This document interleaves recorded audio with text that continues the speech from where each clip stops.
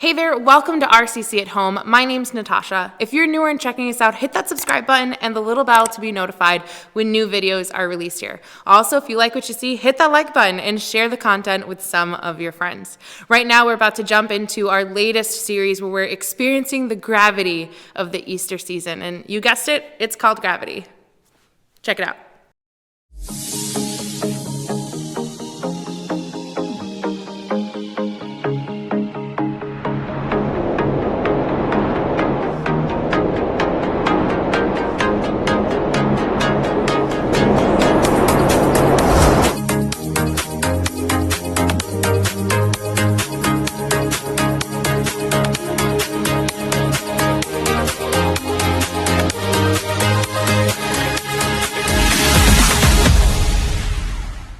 Hey RCC family, welcome to RCC at Home. My name is Sam, I'm one of the pastors here, and it is so good to be with you and to spend this time with you. Right now we're in a series called Gravity, and gravity, it's this thing that keeps our feet planted on the ground. It's this force that just pulls you in, it sucks you in, it draws you to something. You can't avoid it. I like to think of it how, you go to the grocery store and you're going to the checkout line and all of a sudden, there's these magazines, I think they're called tabloids, right? And your eyes, you just can't help it. You just gotta look, there they are. Oh my goodness, there's something happening with the royal family apparently. I don't even know, it's just crazy. You just can't help it. It just sucks you in. Gravity, it's like your 3-year-old or 4-year-old or 9-year-old still who sees a puddle. And you see it in their eyes, there's just this suction that happens. They're sucked towards that puddle. They can't avoid it. In just a moment, they are gonna be splashing around in that thing full of mud and dirt and all this stuff. It's just the way the world works. If you're a hunter, it's probably your deer stand. You can't wait to be out there. It's gotta pull on you all the time. An angler, you wanna be out in the water, on the boat. A runner, you wanna be out on the trail or the open road and explore. The mountains, they just call to you. We know that certain things, they just have this gravity over us, this pull on us, they pull us in. For all of us, the things that pull us into their orbit, that have a gravity over us, they really do have this tendency to define our lives. They're these things that really give our lives meaning and purpose. And whether those things are good things, like meaningful work or a fun hobby, or if they're not such good things, everything that pulls us into its orbit has a cost. They cost time, they cost energy, they cost money, they cost attention. And you'd think that if, for all of us, we all feel that, but if there were one person, right, if there were anyone who could escape this kind of gravity in their life, the one person in all of history, it'd be Jesus, right? Jesus, you would think, could escape that kind of gravity, but even Jesus, he wasn't immune. Even Jesus got sucked in by something. It was this force that drew him in, or maybe it was drawn to him, but whatever the case, Jesus and this thing were on a nearly unstoppable collision course. In the Gospels, the books Matthew, Mark, Luke, and John, when you read them, you get this sense of hurriedness to it. Jesus is kind of unsettled the whole time. He's always pushing on towards something. He's constantly moving from one place to another. He's always going somewhere. You can look at it all throughout the Gospels. In Luke 13:22, it says, Jesus went through the towns and villages, teaching as he went, always pressing on towards Jerusalem. In the book of Mark, it's awesome. I've always loved reading that book because there's this word, this Greek word for the English word immediately. It gets used over and over again. It's literally used about 40 times in the book of Mark. So immediately. It's just used over and over again. You get this sense that Jesus is moving somewhere. There's something happening. There's an anxiousness to it. In Matthew 23:37, Jesus says this about this place that's been pulling him towards it. "O Jerusalem, Jerusalem, the city that kills the prophets and stones God's messengers, how often I have wanted to gather your children together as a hen protects her chicks beneath her wings, but you wouldn't let me." There's this place, this metropolitan, vibrant city. Jesus, he was on a collision course with Jerusalem. Everything was going to change when he showed up in Jerusalem, and the anticipation it builds as you're reading through these books, it's intense. You know something's going to happen. I liken it to watching like the classic train scenario in a movie, right? Like you're watching the train just speeding at breakneck speed, and you find out that the brakes are broken. They can't stop the train. It's awful. It's scary. And then the video camera, it cuts ahead to where the tracks are broken, and you know that something's gonna happen. And you can see it, right? You can imagine the explosions, or the picture of catastrophe takes root in your brain. You can see it. You're imagining it. Like gravity, there seems to be no stopping it. From the moment that Jesus sets foot on the earth, from that very moment, Jesus had been sucked into the gravity of the cross in Jerusalem.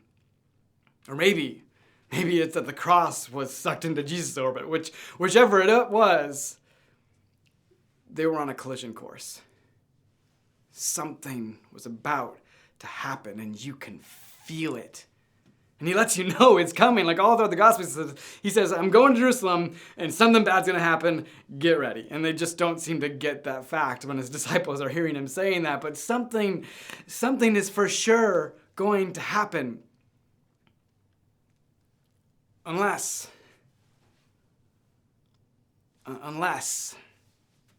there was always an unless. There was always a possibility. There always had to be a moment when Jesus could say, could ask, is this really worth it? Can I just bail? Can I get off this train before it collides with the cross? Is there any other way? I mean, Jesus, he had followed his Father's will all the way to Jerusalem.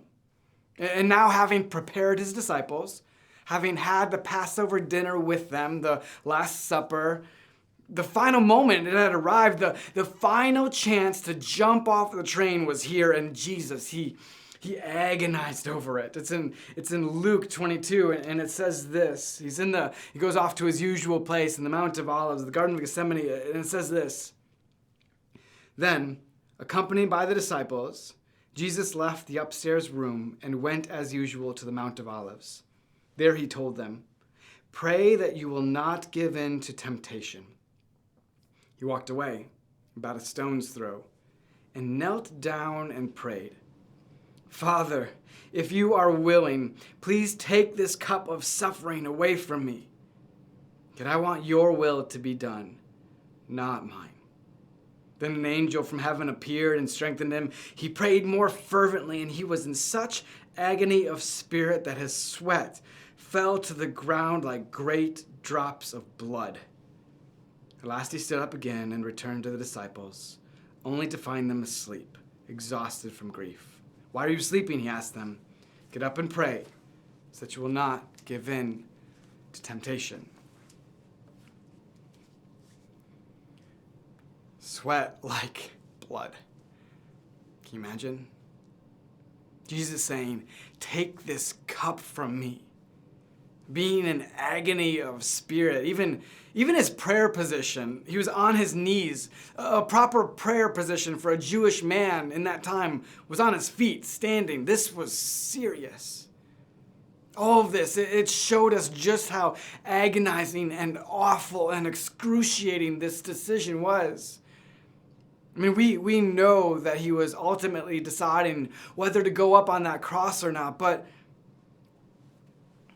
the decision was much more than that.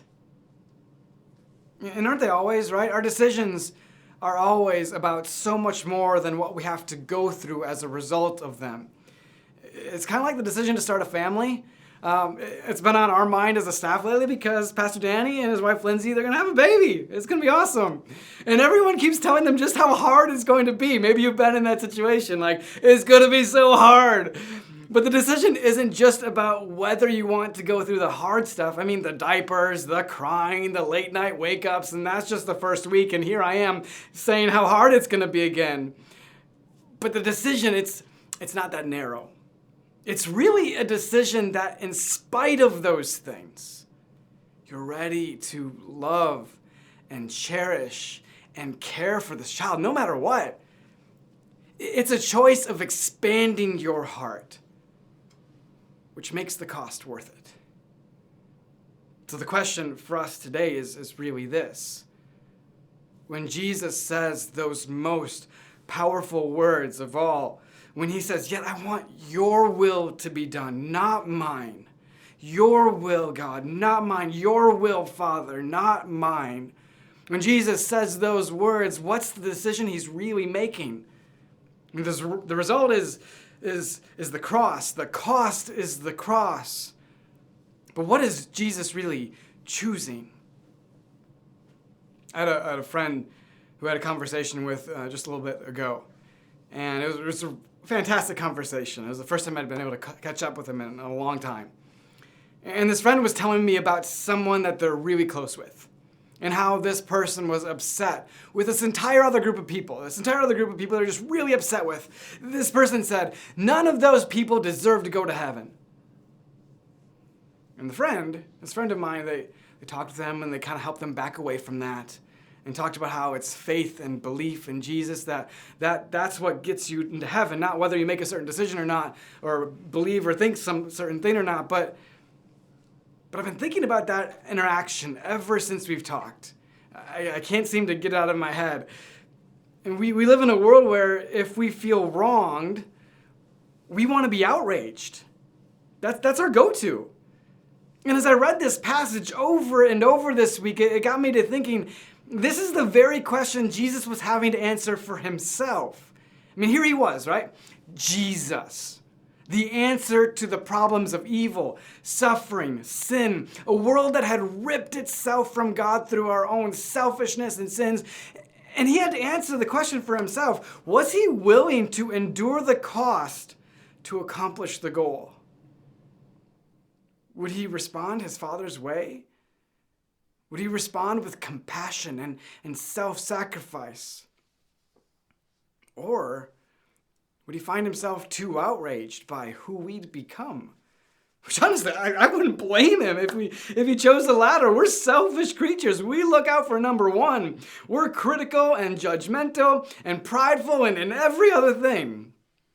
Jesus could have chosen outrage, or worse yet, he could have just said, we're not even worth caring about. I mean, he could have chosen apathy, not even worth redeeming. Think about that. Not even worth redeeming.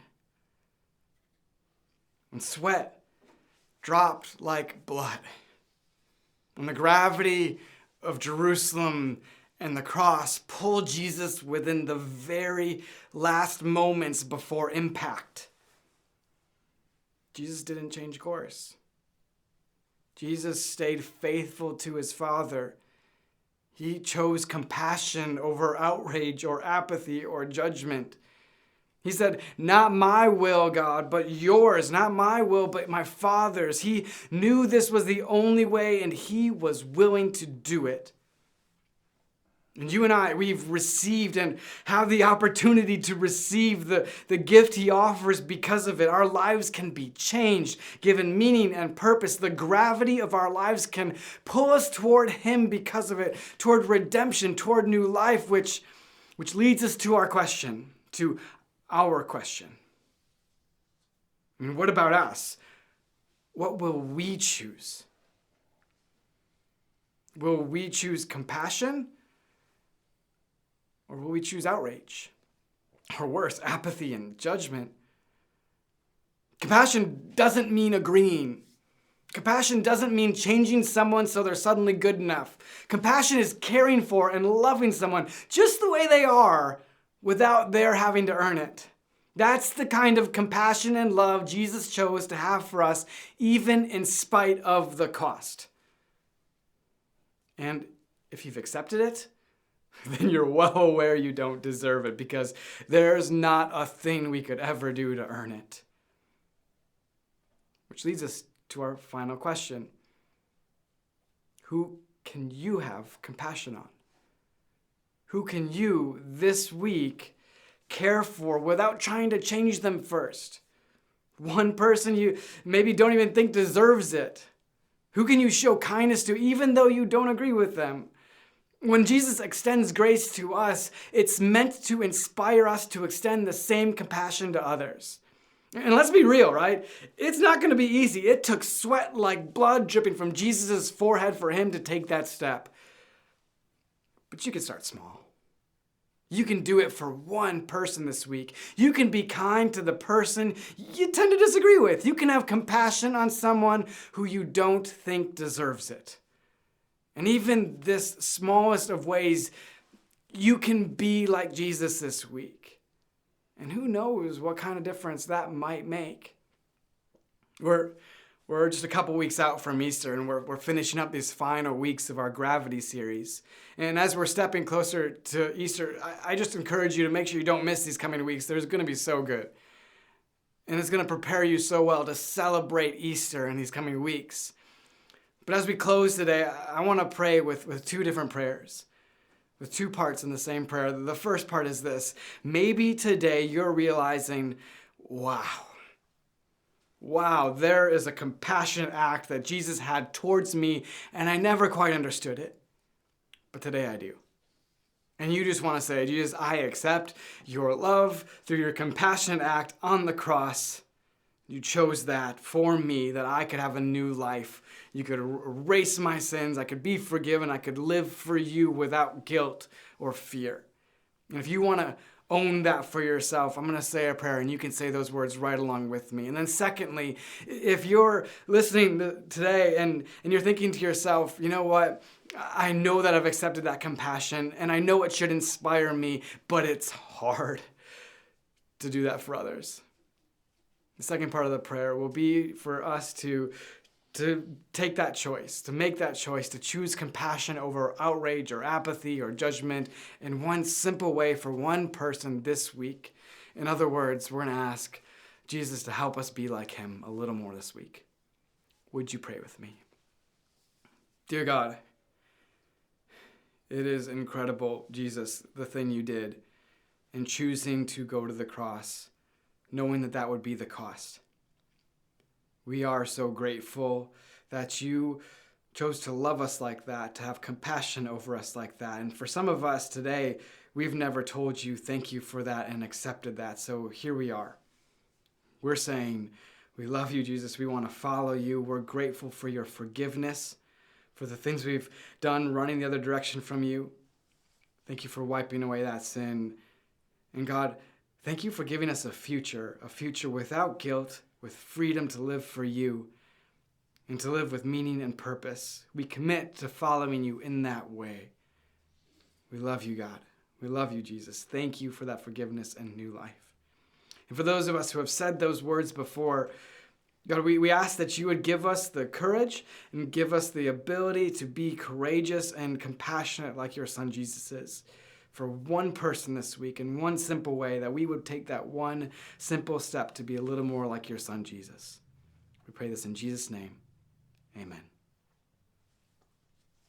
Hello, RCC. I hope that you enjoyed the service today and that you got a lot out of it. But I have a question for you as we conclude. Here it is. Where's your heart today? I know that's a tough question. So here's what Jesus says about where your heart is in the Bible. It's in the book of Matthew. It's chapter 6, and it's verse 21. It says, wherever your treasure is, there your heart and thoughts will also be. That's Jesus. He's right. As always, it's Jesus. And if you think about it, it does make sense. Your heart goes wherever your investments go. Your thoughts go wherever your investments go. For example, if you invest in a stock, you suddenly think about that stock all the time. I've done it before. I know that's to be personally true. You watch if it's going up or it's going down, if the business is doing well or if it's not. You're thinking about it all the time, and your heart's there too because you so badly want that business to succeed. So I'm happy that you are considering investing financially in what God is doing through RCC. The reason is because if you invest financially, Jesus says your heart will follow.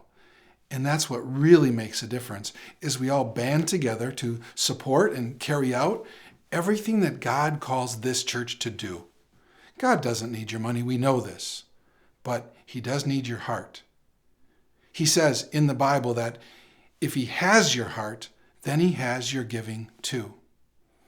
As you invest here and your heart for the ministry grows, you will be sure that the work of God is getting done, and done in ways that please him. That's actually one of the values here at RCC. Now you can go to rccsunday.com anytime you want, and you can click on our values and see what those are. But also at rccsunday.com, you can click on the icon to give. There's the word give at the top. There's an icon on the bottom right, and you can click on that and invest in this ministry. You can also leave a prayer request. You can fill out a red card and ask a question. It would be great to hear from you. I hope that you have a great week this week, and I look forward to seeing you again next week.